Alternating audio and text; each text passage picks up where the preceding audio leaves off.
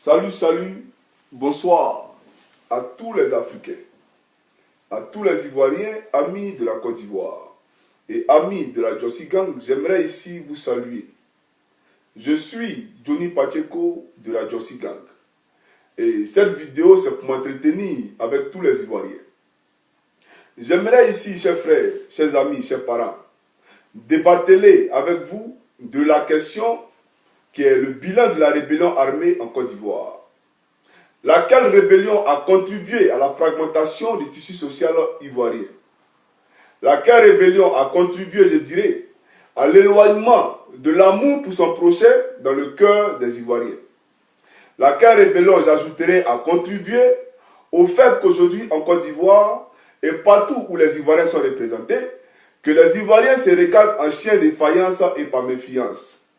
Alors, nous disons à la Jossi Gang que dans la vie d'un homme, quelles que soient les difficultés auxquelles il est confronté, il est important à un moment donné de sa vie de s'asseoir pour faire le bilan de ses activités.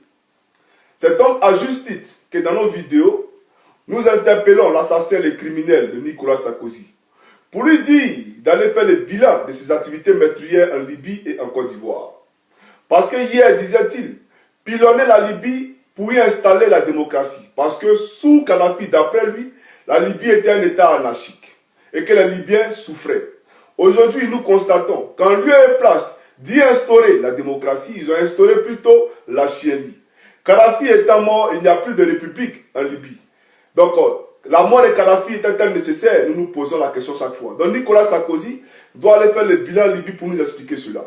Et il doit comprendre que ce qu'il a fait en Libye a contribué à la déstabilisation du Nord Mali et de la déstabilisation aussi de la sous-région ouest africaine. Alors nous disons aussi à Nicolas Sarkozy de poursuivre son bilan en Côte d'Ivoire. Là-bas où il a pilonné la résidence du chef de l'État, qui avait été investi par le Conseil constitutionnel, alors qu'il sait qu'il n'y a aucune juridiction qui est au-delà du Conseil, qui est au-dessus du Conseil constitutionnel. La décision du Conseil constitutionnel n'est susceptible d'aucun recours. Nicolas Sarkozy en est conscient. Mais il a fait table rase de tout ça et il a pilonné Gbagbo Laurent pour le faire aujourd'hui captif dans une cage à la Cour pénale internationale. Pour installer aujourd'hui en Côte d'Ivoire un monsieur, un imposteur, Alassane Draman Ouattara, qui ne fait que privatiser les institutions de la République, qui ne fait que fermer les banques ivoiriennes. La BFA ne me dira pas le contraire. Donc, chers amis, nous disons qu'à un moment donné de la vie d'un homme, il faut qu'il fasse le bilan. Le président Koudou Laurent Gbagbo a abondé dans notre sens en disant à la Cour pénale internationale, je cite ici, dans la vie d'un homme, quand il parcourt son chemin, il laisse des traces. Comme ça, on peut le retrouver. Alors nous avons en face de nous des gens qui ont fait la rébellion, qui ne veulent pas faire le bilan de leurs activités. Moi, je dis non. Si vous ne voulez pas faire le bilan, nous allons le faire à vos places. Ça, c'est une réalité. Alors, on a eu Solo Kibafouri Guillaume, qui hier était au devant de la scène, pour dire aux Ivoiriens qu'il était venu revendiquer un certain nombre de choses qu'il trouvait justes. Par exemple, l'équité entre les peuples en Côte d'Ivoire et l'égalité des chances dans les universités. Il a dit aussi qu'en Côte d'Ivoire, les peuples du Nord étaient victimes de xénophobie, ils étaient mis à l'oubliette. Donc, il était venu pour établir toutes ces choses-là. Mais aujourd'hui, quand nous faisons la comparaison avec tous ces grands lutteurs, tous ces grands révolutionnaires, mais nous tombons des nues. Nous sommes choqués, nous sommes scandalisés. Selon Kibafouri Guillaume, je vais prendre un exemple simple ici. Vous savez, Thomas Sankara, le père du panafricanisme, ce monsieur-là est mort pauvre, alors qu'il était président de la République. Ce monsieur qui est arrivé au pouvoir, il a réduit le taux de vie de tous les membres du gouvernement. Il a changé les voitures, qui étaient des voitures luxueuses, à des voitures plus modestes.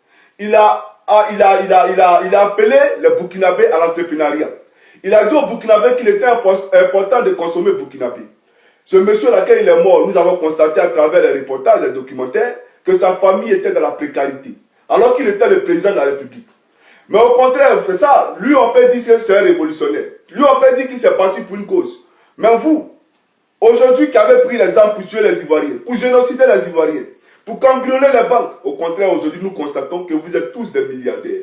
Alors que ceux que vous disiez défendre hier, aujourd'hui là, ils sont toujours dans des conditions calamiteuses. Mais nous nous posons des questions et nous nous posons même de vraies questions. Donc aujourd'hui, moi je peux dire que nous n'avons pas eu en face de nous des révolutionnaires, mais des voleurs. Vous êtes venus voler l'État de Côte d'Ivoire. Et c'est ça la vérité. Chers amis africains, vous êtes d'accord avec moi que Martin Luther King n'était pas riche, il se battait pour son peuple. Tous ces grands révolutionnaires sont toujours battus pour le peuple. La preuve en est que Gbagbo Laurent, depuis la Cour pénale internationale, n'arrive même pas à payer ses propres avocats. Alors que d'aucuns disent qu'il a fait 10 ans au pouvoir, mais il est incapable de payer ses avocats. Alors que son compte n'a pas été gelé, mais il n'a pas l'argent. Pourquoi? Ça veut dire que Gbagbo Laurent n'était pas venu pour travailler contre le peuple de Côte d'Ivoire, mais il était venu pour travailler pour le peuple de Côte d'Ivoire.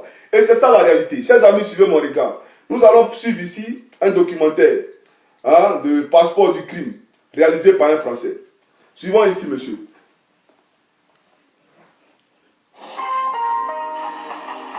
Voilà, suivons ce documentaire-là.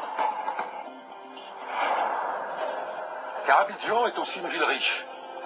Bienvenue à Cocody, ces supermarchés où rien ne manque. À commencer par les voitures de luxe sur le parking. Porsche Cayenne, Mercedes et même Maserati. 120 000 € prix catalogue.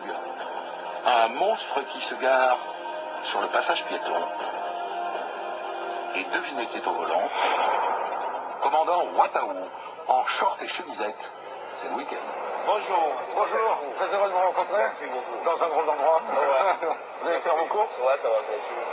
Vous poussez le chariot? Ouais. Bon. Façon de parler. Wataou n'ouvre pas les portes. Et comme au golf, il a un caddie. Je trouve ça bien surréaliste. On est avec un chef de guerre à faire des courses à Casino. Lui-même, il reconnaît que Wataou est un chef de guerre.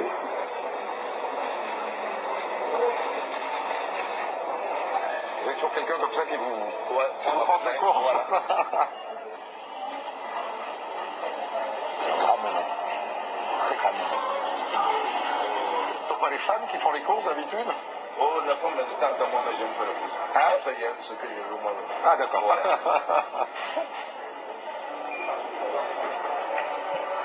On va quand même vérifier s'il paye.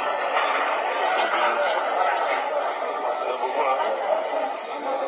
Et il paye. Au moins aujourd'hui. Les poches de Wataou sont profondes. Sa montre, à elle seule, vaut plus de 40 000 €. 40 000 €. C'est pas faux. C'est pas faux.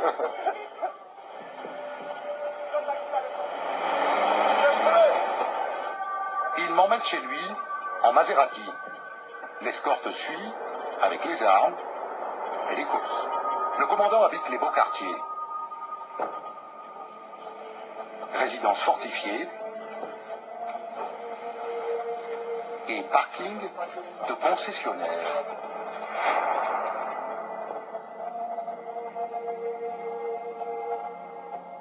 Qu'est-ce qu'il y a comme belle voiture là? Ouais. Il y a une Ferrari? Ouais, il y a une Ferrari. Il n'y en a pas beaucoup en Côte d'Ivoire de ça, hein? Ça, c'est pour une mission. Pour l'émission? Ouais. C'est blindé? Non, pas blindé. Pas mal. Non, mais je suis blindé. C'est vous qui êtes blindé? Blindé à tous les sens du terme. Mais d'où elles sortent ces voitures? Oh, tout ça, c'est... Moi, je les paye aux États-Unis. Oui. Voilà, et puis je les revends ici. Vous les revendez? Ouais, je les revends. Ah, vous faites du business? Ouais, je fais mon business. Le directeur de la police fait du business. Ah non, mais oubliez le salaire ne suffit pas. Hein. Il n'y a pas de salaire. Ouais, le salaire n'est pas assez. Voilà. Chers amis, vous voyez un monsieur qui disait hier se battre pour le peuple du Nord qui était mis à l'oubliette. Regardez aujourd'hui où il vit. Regardez les voitures qui roulent. Une voiture de plus de 120 000 €. 120 000 €. Quel corps habillé en Côte d'Ivoire aujourd'hui qui peut s'offrir cette voiture-là? Et il dit qu'il fait du commerce. Regardez bien la question du blanc. Mais un chef de police qui fait du commerce, ça veut dire que dans l'armée, là, les textes disent qu'un militaire n'a pas le droit de faire du commerce. Êtes-vous militaire, vous, Wataou? Vous êtes militaire. Aujourd'hui, vous avez des voitures. Et vous dites que la Hammer, là, c'est votre voiture de mission. Les policiers, les gendarmes de Côte d'Ivoire, là, ils vont en mission à Hammer. Prenez les gens au sérieux, chers amis. C'est à cause de ça, hier, que vous avez dit que vous avez pris les armes, là. C'est à cause de ça, là. C'est à cause de ça, vous avez enlevé Gbagbo Laurent, même. C'est pas possible. C'est scandaleux. Vous comprenez? Pendant que les gens ne mangent pas, allez-y à Boaké faire le bilan de vos activités. Allez à Boaké. Les gens n'ont même pas plus d'un repas par jour à Boaké. À peine même si les gens mangent à leur faim. Aujourd'hui, vous avez toutes les voitures. Chers amis, nous allons suivre ici. Nous allons suivre d'abord une autre vidéo. Et après, nous allons poursuivre. Suivez cette vidéo-là. Ici, les suspects défilent et la justice ne perd pas son temps avec les pauvres. Vous avez 18 ans, vous êtes ferronnier, vous êtes ivoirien, vous êtes domicilié à Bobo, vous n'avez pas d'enfant. Vous avez le droit de prendre un avocat. Est-ce que vous allez prendre un avocat? Vous êtes seul. Vous n'avez pas d'avocat, vous ne voulez pas d'avocat? Pas l'argent. Vous n'avez pas l'argent, il n'a pas d'argent. Vous êtes donc placé sous mandat de dépôt. Vous allez séjourner à la MACA pendant un maximum de 15 jours et on vous fera venir pour être jugé. En France, ce jeune homme aurait au moins droit à un avocat commis d'office. Le substitut enchaîne les dossiers. Est-ce que vous avez combien votre avocat?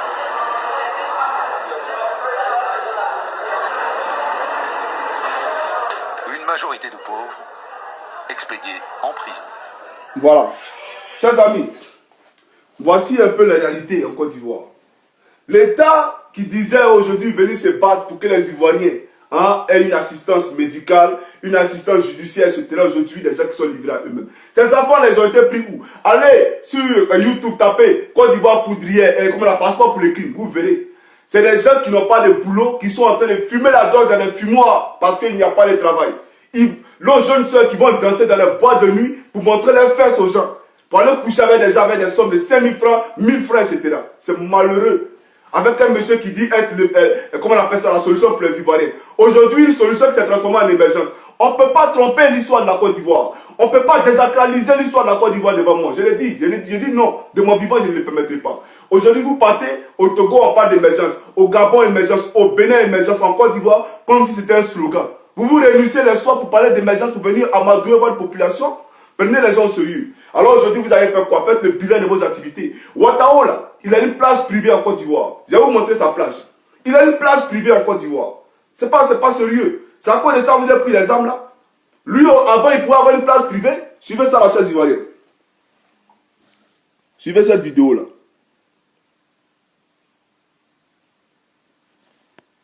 Les réseaux ont été fait quoi là? Faut sortir cette vidéo.